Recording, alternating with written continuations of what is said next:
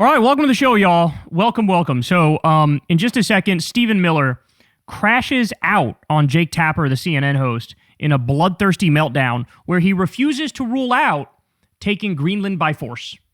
So that happened. We'll talk about that. We also have Megyn Kelly's grift is falling apart right in front of our eyes in real time.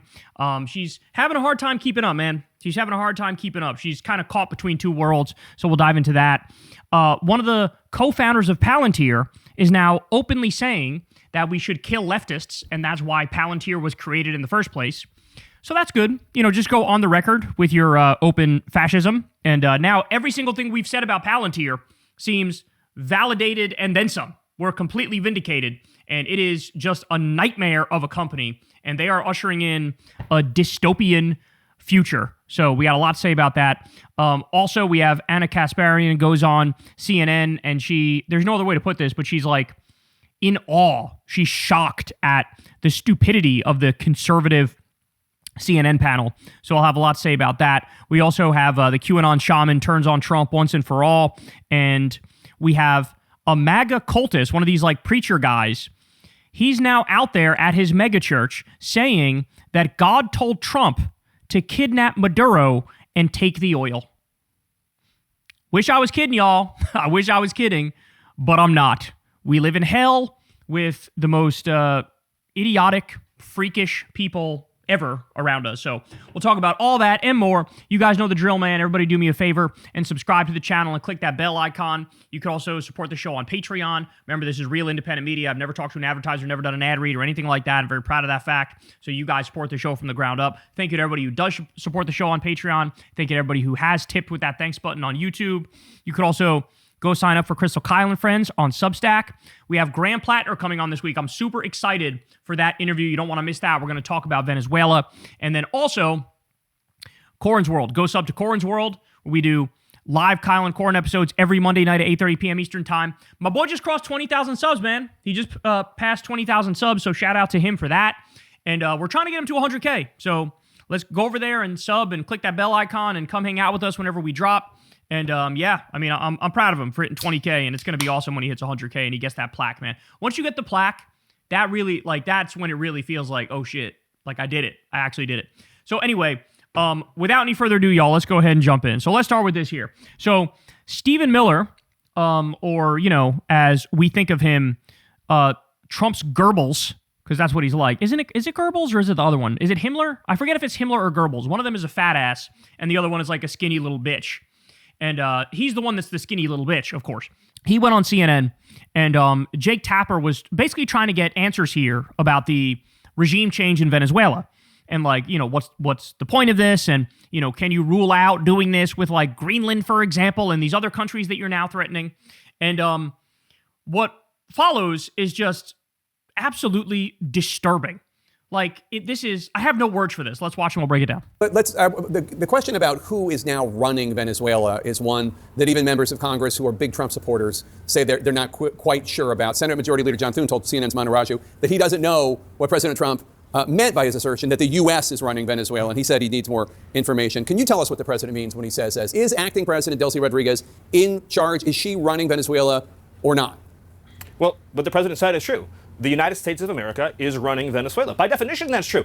Jake, we live in a world in which you can talk all you want about international niceties and everything else. But we live in a world, in the real world, Jake, that is governed by strength, that is governed by force, that is governed by power. These are the iron laws of the world. But are you saying that they just say it? They just admit it. They just say it out loud. Fuck international law. Which by extension, that of course means fuck law and order, a thing that they used to pretend they were for all the fucking time. And now it's like, hey, we got the guns, we can do whatever the fuck we want. And of course he's dodging the question, is the country being run by the vice president or not? He's like, well, we run it by definition. No, who's running the day-to-day, you dipshit? Answer that question. Uncle Fester looking ass. He looks like Uncle Fester if he went on Ozempic. Beginning of time. But in terms of day-to-day operations in Venezuela, that is acting President Rodriguez, right? It's not some sort of American emissary. What I'm saying is, we'll keep going here, Jake, so I want to say what I'm saying and you'll follow up. But what I'm saying is just one level above that, which is that by definition, we are in charge. Because we have the United States military stationed outside the country. We set the terms and conditions. We have a complete embargo on all of their oil and their ability to do commerce. So for them to do commerce, they need our permission. For them to be able to run an economy, they need our permission. This is literally like he's jacking himself off about the fact that we're fucking bandits and thieves and criminals. And we're like the international bully. He's like, oh yeah, they need us. Oh, they need everything they can get from us, bro.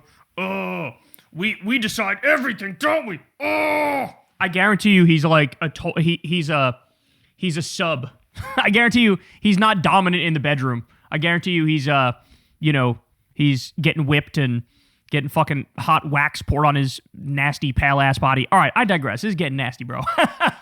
I did not intend to go down this road when we started this, but you get the point. It's always like, oh yeah, I'm a macho man. I'm a tough guy, bro. I'm a tough guy, bro. And then like behind closed doors, they're like, spank me, daddy. Like, I guarantee you that's what this dude is like. So the United States is in charge. The United States is running the country during this transition period. If that's true, obviously that doesn't mean that President Trump is setting the bus fare schedule inside the country. So doesn't mean that President Trump is assigning the K-12 curriculum in the country. The indictment that the president and the military were acting on from 2020 was of 6 people. 2 of them were seized on Saturday by our special operators. There are 4 other individuals indicted who remain in Venezuela. Is the U.S. demanding that they be turned over? One of them is Maduro's son. One of them is a former government official. One is a current government official. And one of them is the head of Tren de Aragua, as I'm sure you know. Are they going to be turned over if President Trump is, in fact, running Venezuela in the way you described? Well, I don't want to. Obviously, we have to balance here, Jake, which I think you more than most understand. We have to balance between, of course, what I can say to you publicly versus very close-hold conversations that might be happening privately. And I know you understand and respect that. But I'll answer the question in this way. There might be individuals who are fugitives from American justice that could become part of a future conversation. But it's also true that for government leaders inside of Venezuela, and as the president has said, right, we want an interim government that will respect the interests of the people of Venezuela, that wants a good, peaceful, secure future for Venezuela. Oh, that's a good one. We're really doing this. This government better respect the people of Venezuela. Why? You don't even respect the people of the United States. And you're the government of the United States. And by the way, the oil was nationalized. Now you're trying to steal it and privatize it for ExxonMobil and Citgo and Chevron and U.S. companies and the Epstein class here, the billionaires here. So I would just say it this way. For those who may be indicted, the best choice they can possibly make is to be part of a constructive decision-making process for the future of Venezuela. The best decision they can make is to cooperate fully and completely with the United States to be part of building this brighter future for Venezuela during this interim period. It's literally like trying to blackmail and extort the sitting government there. And Trump literally threatened like something worse will happen to you than what happened to Maduro if you don't play ball. So there's been an open question. Was there a secret deal that was made? Right? Is this all kayfabe and acting and there was a secret deal that was made, which is why Maduro was caught relatively cleanly, all things considered? Or is it like they kidnap Maduro and then they're like, I don't know, try to just force his VP to like do what we want her to do now? No idea. Like, I still don't think anybody knows the answer to that question, but the way he's acting now, it really seems more like they're really just like super incompetent and just fucking letting her rip. And I don't know, maybe if we tell her like, hey, we're going to murder you, better give us the oil, then she'll give us the oil. That's what it seems like, right? On another important topic, the premier of Greenland and the premier of Denmark and other Danish officials are responding to a Twitter post from your wife, Katie Miller, herself a former Trump White House official, showing Greenland covered with an American flag, saying... They're such demons. Like, first of all, who are you, bitch? Who are you? What, like you fucking jack off Stephen Miller's tiny little weenus and like now you think you're a big political player and yeah, soon we're going to steal Greenland. Who are you? By the way, I've seen speculation online. I'm not saying it's real. I'm not saying it's false. I'm not saying anything. But I've seen speculation online that she was, let's just say, involved in the whole Epstein thing in one way or another. And sloppy Steve Bannon is also being referenced in these whispers behind the scenes. I'll leave it at that. But now here she is like, I don't know who's crazier, her or her husband. Soon we're going to take Greenland. We're going to... Like, what? Aren't you like doing a podcast and like trying to interview Oprah? Like, what are you talking about? You just talk to like Kash Patel and you're trying to get like big name celebrity. What are you doing? It's so amazing to me that these people simultaneously want to be loved by popular culture, but then they also say shit like this. Like, please everybody love me, but also we shall make it rain the blood of babies and fucking defeat all of our enemies and steal whatever territory we want and take all the natural resources. Like, you can't have it both ways. Either you're a fucking thug, gangster, criminal asshole, or you're beloved by the public. They try to have it both ways. These people are not right in the head. Like, something's actually wrong with them. After that was posted, President Trump repeated the claim that the U.S. needs Greenland for national security reasons. The Danish prime minister responded to this in an interview earlier today, as reported by Bloomberg, quote, "I believe one should take the American president seriously when he says that he wants Greenland, but I will also make it clear that if the U.S. chooses to attack another NATO country militarily, then everything stops, including NATO, and thus the security that has been established since the end of the Second World War." I love that this guy thinks that would like land with Trump. As if Trump would be like, oh gosh, no, I wouldn't want to change the order of the world that existed since the end of World War II. I would never risk such a thing. That motherfucker, he doesn't give a fuck. Why would you think that would appeal to him? This guy's a fucking pedophile, rapist, war criminal, the most corrupt president we've ever seen. And you think, but sir, the international order, good sir. Oh, sorry. I didn't know. I guess I won't steal Greenland now. Like, it's a uniquely European sensibility, isn't it? Like, but if I just tell him that it'll change the international order, he'll change his mind, right? Okay, fella, give that a shot. Let me know how that works out for you. That the U.S. is ever going to try to take Greenland by force? Well, let me go back a step. The president has been clear for months now, so I know you're treating this as breaking news. The president has been clear for months now that the United States should be the nation that has Greenland as part of our overall security apparatus. Right, but your wife posted that like hours after the Venezuela operation. That's why it's newly relevant. I love how they're like, we need it for national security. Here's a question. What about Greenland's national security? The people of Greenland are like, we have no interest in being a part of your country. What about their national security? We need it for our national security. Well, the world doesn't fucking revolve around you. And that's not your country. That's their country. And they have this thing called sovereignty and independence, and they have this thing called rights. But of course, Trump doesn't give a fuck about that. He doesn't give a fuck about that. I'll talk with you about it for an hour. I think it's a really important conversation. I just wanted to reset, Jake, by making clear that it has been the formal position of the U.S. government since the beginning of this administration, frankly, going back into the previous Trump administration, that Greenland should be part of the United States. It's been the formal position of this. I love how he's trying to dress it up and make it sound like official. No, you don't get it. I very, very officially want to be a thief, bandit, criminal, fucking crusading imperialist scumbag. It's official. It's official that we want to be marauding pirates, savage barbarians. So therefore, don't question it. It's official. What am I supposed to do with these people? The president has been very clear about that. That is the formal position of the U.S. government. Right, but can you say that military action against Greenland is off the table? It wouldn't be military action against Greenland. The Greenland has a population of 30,000 people, Jake. The real question is, by what right does Denmark assert control over Greenland? What is the basis of their territorial claim? What is their basis of having Greenland as a colony of Denmark? The United States is the power of NATO. For the United States to secure the Arctic region, to protect and defend NATO and NATO interests, obviously Greenland should be part of the United States. In order to protect you, we're going to defeat you. That's like, they used to say this about Bush all the time. Bush is going to give the Iraqis freedom if he has to kill every last one of them. This is the same mindset. We're going to, in order to protect you, we're going to defeat you. Right? This is like, we're fucking for virginity. That's what we're doing here. God, I hate these people so much. Because, like, he knows that he's full of shit. He knows he's a completely disgusting, dishonest liar. He knows he doesn't care.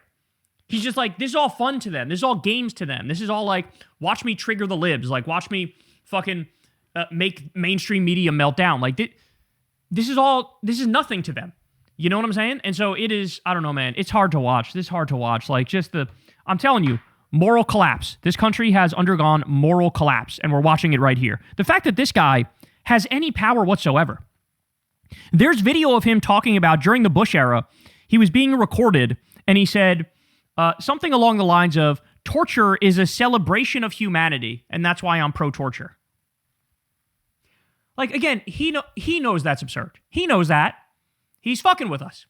Really, when push comes to shove, he's a sadistic, evil, demonic little twerp. And so that's a conversation that we're going to have as a country. That's a process we're going to have as a community of nations. So you can't take it off the table that the U.S. would use military force to seize Greenland. You can't take it off the table. Jake, I understand. See, that's funny to him.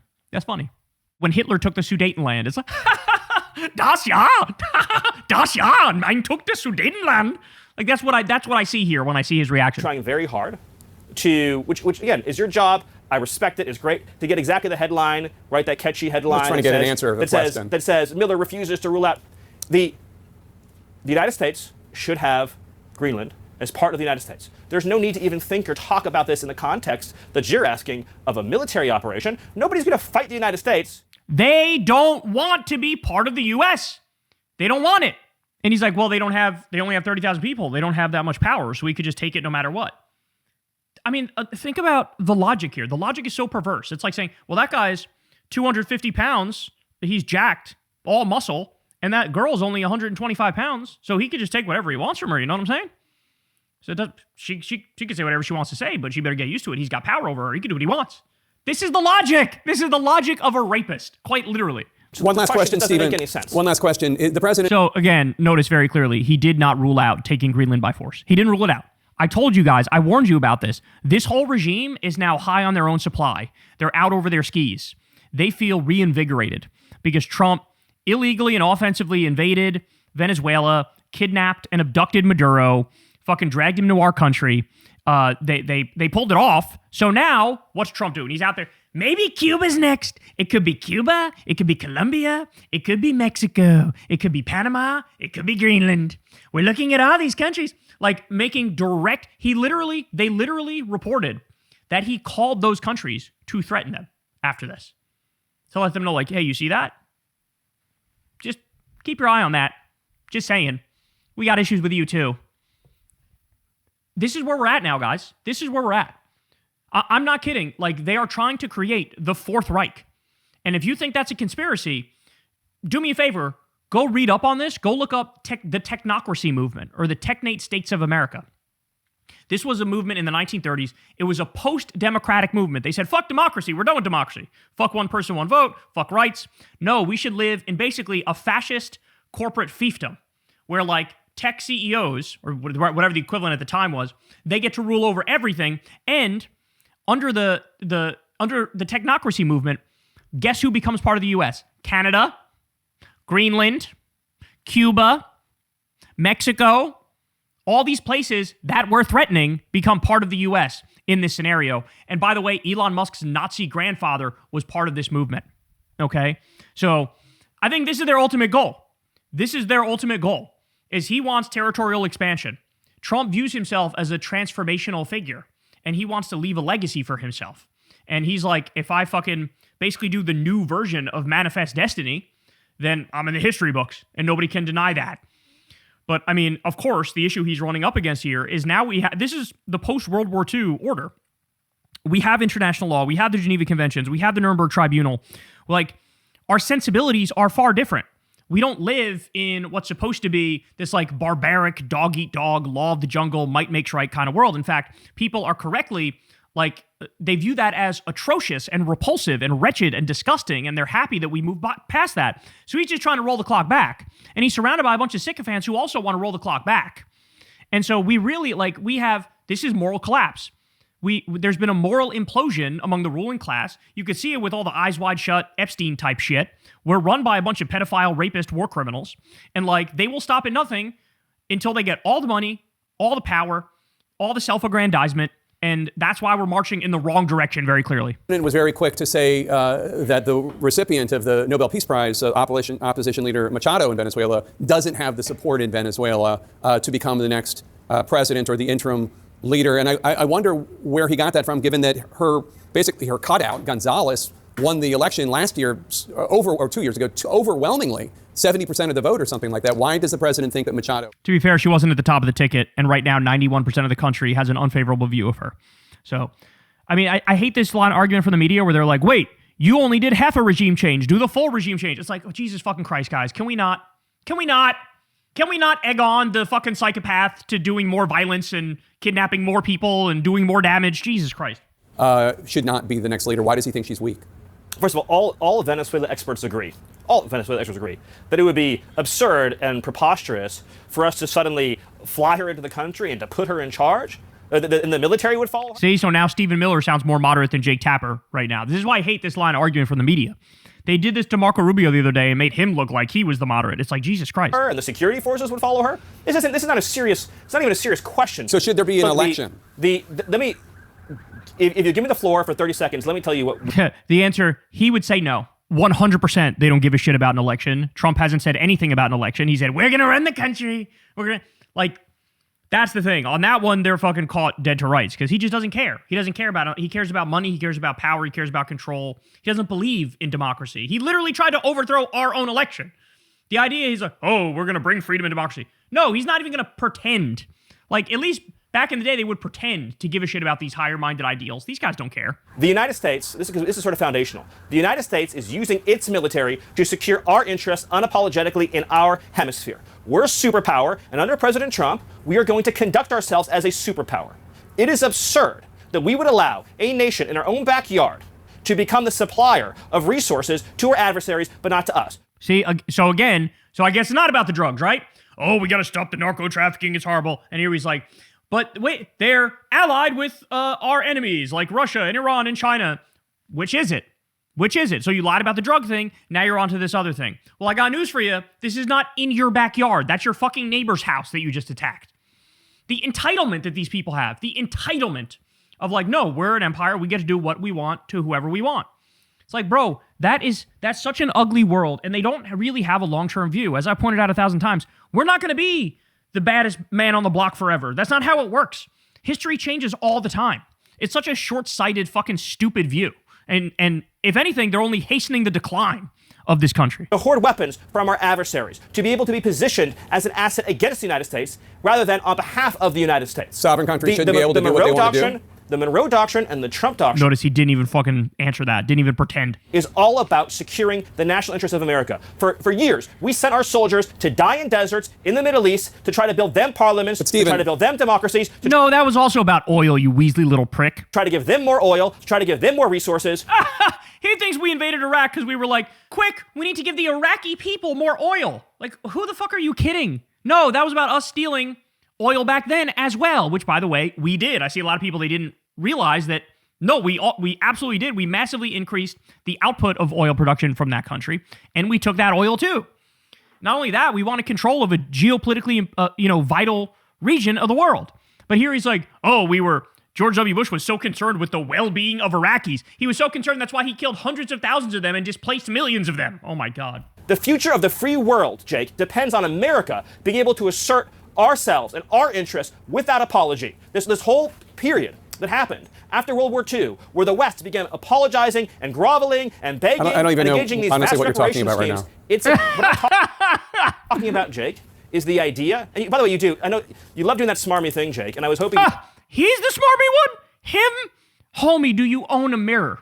You look like the fucking Phantom of the Opera mixed with creeper who sneaks into underage girls' locker rooms. There's a lot of ways to describe you. None of them are good. I asked you about if there should be an election. Exactly. I asked you if there would be an election in Venezuela. That's what I asked. I said, why was the president so quick to dismiss Machado? You answered that question. And then I said, the objective, Jake, is security and stability for the people of Venezuela. With our help and leadership. We care about them so much. We care about their security so much that we're saying they don't get a say in how their own country is run. We care for them so much that we're going to make all the decisions for them. Like a parent who loves them. That country will become more prosperous than it has ever been in its whole history. Venezuelans but the woman running Venezuela right now is part of the Maduro regime. There will be conversations, Jake, about all of these guideposts along the way. The reason why I was giving you that speech, which I know you didn't want to hear, is because you're approaching this from the wrong frame. Okay, let me just say, so I hate the fact that Stephen Miller is railroading this conversation and speaking like 90% of the time, and Jake Tapper is barely getting a word in. But having said that, it does leave everybody with the impression that this guy is the weaselly, disgusting, little pathetic twerp that he is. So at the end of the day, I think people get the right takeaway because he's so overwhelmingly dominating the conversation. That like, holy shit, this is the most unlikable man on the planet. And apparently, he's one of the real presidents. Let's be serious. He's one of the real shadow presidents. Marco Rubio is one. He's one. Russ Vought is one. He's the head of the Office of Management and Budget, and he's basically like cutting the social safety net to the bone and running a lot of stuff economically.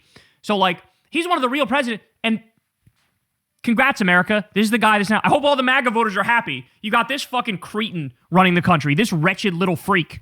this neoliberal frame that the United States' job is to go around the world and demanding immediate elections to be held everywhere, immediately, all the time, right away, to create these vacuums. That's not what I think, but you invaded the country. We went into the country and we seized the leader of Venezuela. Damn straight we did. And I'm saying, we're not going to let, so is the U.S. going to have new elections? Jake, is that we're not going to let Tim Pot communist dictators send rapists into our country, send drugs into our country, send weapons into our country. Okay. And we're not going to let a country fall into the hands of our adversaries. The future of Venezuela, working with... I've never seen somebody, or he's like, can you believe we went around the world and like changed governments and fuck? Yeah, you just fucking did that. And apparently the only thing he objected to was that in theory they were going to have some semblance of democracy after we overthrew those countries. That's the thing. He's like, can you believe we brought democracy, bro?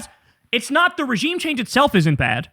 It's the fact that there were, at least in theory, elections afterwards that really fucking get under his skin. With America is going to be so bright and so incredible and so positive, and we'll have a conversation about everything that you raised. But the priority right now, as the president has made clear, is a judicious, thoughtful, careful transition process to secure a great future for Venezuela and to secure a great future for America. All right. Let's just take a moment. Oh my God. The whole Trump regime, who doesn't even give a fuck about America, now we're supposed to believe they care deeply about Venezuelans. Oh my God. No, Trump gave the game away, you idiot. He kept saying it's about the oil. We're going to take the oil. We're going to take it. Howard Lutnick comes out and goes, they got a lot of steel there. They got a lot of minerals. They got a lot of natural resources. We can fucking use all of it. Precious metals. Let's go. But they're saying the quiet part loud, bro. They're saying the quiet part loud. This is all about the Epstein class and the billionaires. And just acknowledge, Jake, that what we've witnessed. Yeah. Jake is so, look at his face. He's like, oh my God, shut the fuck up. Under President Trump's leadership this last week is one of the greatest foreign policy and military victories this country has ever had. Okay, yeah. Mission accomplished, just like George W. Bush giving that speech on the aircraft carrier. Mission accomplished. Oh, yes. We have achieved our mission. Now, we just have to figure out, what the fuck do we do now? Is the person running the country now the same as Maduro? Because everything points to the fact that she is. She was trusted by Maduro, and she's not going to give the stuff up to the U.S. What's going to happen now? Oh, I don't know. We're trying to do an embargo of all the oil, and Russia just sent a submarine to bring one of their shadow tankers back to their place, and we're like, no, we're not going to fucking let you. So now we're in a standoff with Russia. That's great, right? Like, they don't even know, bro. They don't even know. They have no idea. They're a bunch of fucking cowboy idiots is what they are. And that was an absolute crash out and a meltdown. And yes, Stephen Miller talked for 90% of the time, but he's so unlikable that massively backfired on him. Hey y'all, do me a favor and like and subscribe. It helps out big time in the algorithm. Click the bell as well for notifications when videos drop. And watch that video on screen right now. You know you want to.